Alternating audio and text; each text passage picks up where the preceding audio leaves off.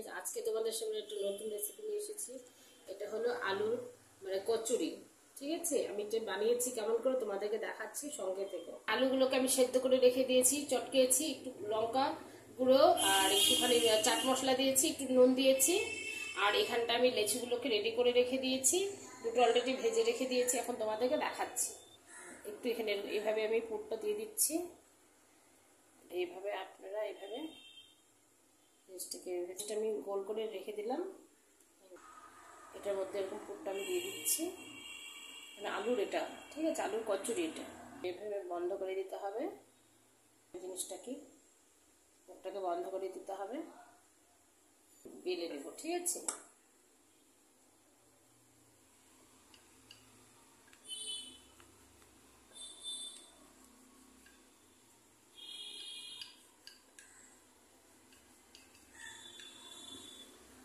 এবার এখানে আমি রেখে নিচ্ছি, এটা সেম পজিশনে করে নিচ্ছি, এখানে করে নিচ্ছি।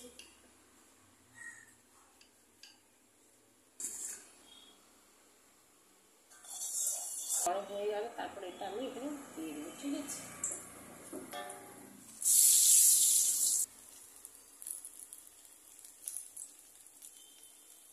এটা আমি কোনো সাদা তেল দিইনি, এটা পুরোটা রাইসব্যান তেল দিয়ে করছি, পুরো হেলদি। আপনারা বাড়িতে রাইসব্যান তেল খাবেন, সবাই খুবই ভালো, টেস্টি লাগে আলু কচুরি।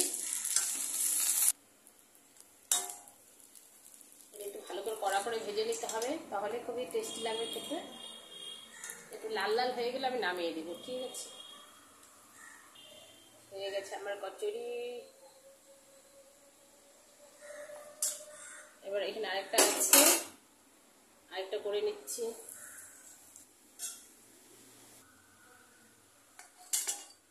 আলুর দিয়ে কচুরি রেডি।